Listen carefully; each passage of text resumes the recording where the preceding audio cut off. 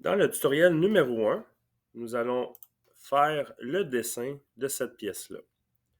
On va dessiner la géométrie en 2D. On appelle ça du wireframe.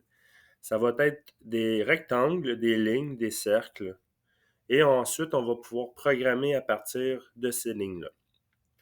Tout d'abord, vous allez devoir ouvrir Mastercam. Et ensuite, on va commencer le dessin avec l'étape du carré. On va aller voir notre plan. On voit ici à l'extérieur qu'on a un carré de 2 pouces et demi par 2 pouces et demi. On va dessiner ça. Dans Mastercam, je vais aller dans l'onglet Wireframe et je vais choisir Rectangle ici. Je vais cliquer dessus. On a un menu qui apparaît à gauche. On a la largeur et la hauteur qu'on peut déjà paramétrer, qui est de 2,5 par 2,5. Ensuite, je vais cliquer sur Anchor to Center. En cliquant là-dessus, ce que ça va faire, c'est que le centre de mon rectangle, c'est ma référence pour placer à l'endroit où est-ce que je veux. Et j'aimerais ça le placer au centre de mon X, Y, Z, comme ceci. J'approche mon curseur et il y a comme une aimantation qui se fait pour le placer. Je clique une fois, j'ai mon rectangle de dessiner. Je vais faire le crochet vert pour accepter. Ensuite, on va aller voir les 4 trous qui sont aux extrémités de la pièce. C'est des trous de 250 millièmes de diamètre et la position de chacun des trous par rapport au centre, c'est 1 pouce par 1 pouce. On va aller dessiner ça. On va choisir l'option Circle Center Point pour faire des cercles. Encore une fois, on a un menu à gauche qui apparaît. On va être en mesure d'écrire le diamètre de nos trous, qui est de 250 millièmes. Et on a un petit cadenas ici qu'on va activer.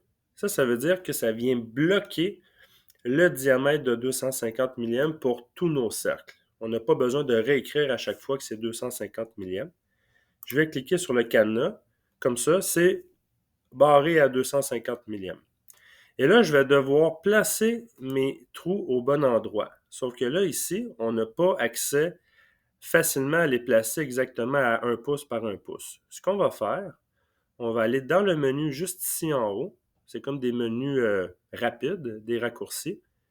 On a le X, Y, Z avec une croix. Ça s'appelle le autocurseur Fast Point. Je vais cliquer une fois dessus et on a une petite barre blanche qui apparaît qu'on peut écrire nos coordonnées cartésiennes de nos trous. Très important, la première coordonnée, c'est toujours en X, suivi d'une virgule, et ensuite la deuxième, c'est le Y. Ce qu'on va faire, on va placer le trou en haut à droite. Ça veut dire que je suis en X positif, Y positif. Je vais devoir écrire 1, virgule, 1. Et je fais Enter. On voit que le trou, il s'est positionné exactement aux coordonnées que je lui ai données. Je suis toujours activé dans le cercle. Je vais recliquer sur Auto Fast Point et je vais écrire la coordonnée, par exemple, en bas à droite, ce qui fait que je suis en X positif, Y négatif. La première coordonnée, c'est X, 1 pouce positif, virgule, moins 1 pouce pour le Y. Enter. Mon deuxième trou vient de se placer. Et je continue pour les autres. Auto Fast Point. Je vais choisir en bas à gauche, ça veut dire que je suis en X négatif, Y négatif. Moins 1, virgule, moins 1. Enter. Il me reste le dernier, qui est en haut à gauche. En X, je suis en négatif, Y positif. Moins 1 en X, virgule, 1 en Y.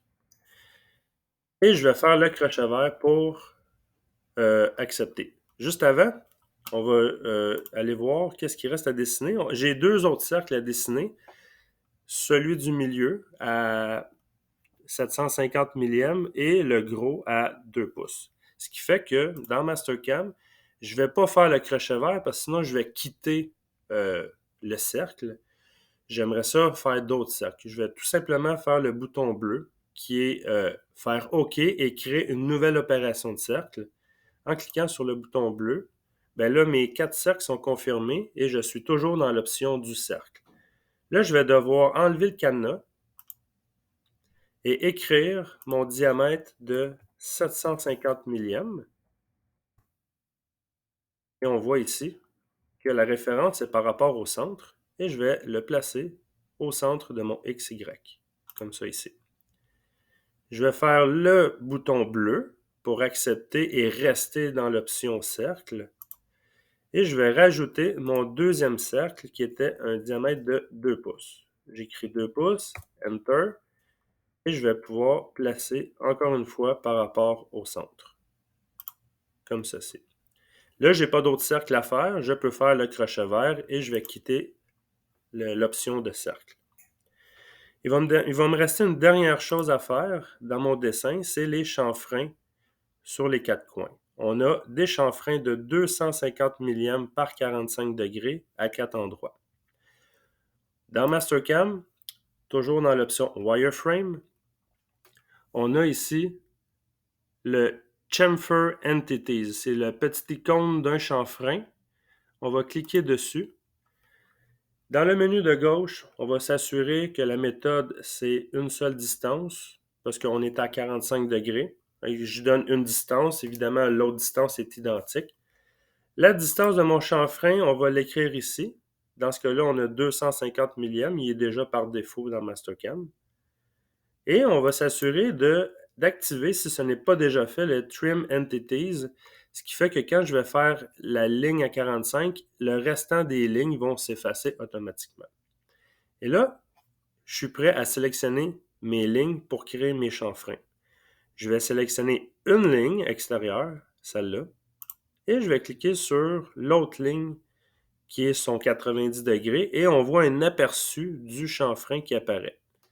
Je vais cliquer ma deuxième ligne et on voit que le chanfrein est fait et que les entités ont été effacées. Je vais faire ça pour chacun des coins. Comme ceci. Et je vais faire le crochet vert. Mon dessin est maintenant complété. On va devoir sauvegarder le dessin.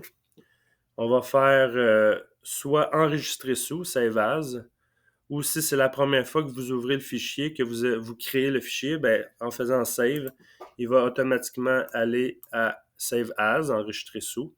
Moi, je vais le déposer sur le bureau, mais vous le sauvegardez où vous voulez. On va l'appeler tutoriel 1. Et je fais enregistrer. Là, on est prêt à faire l'usinage.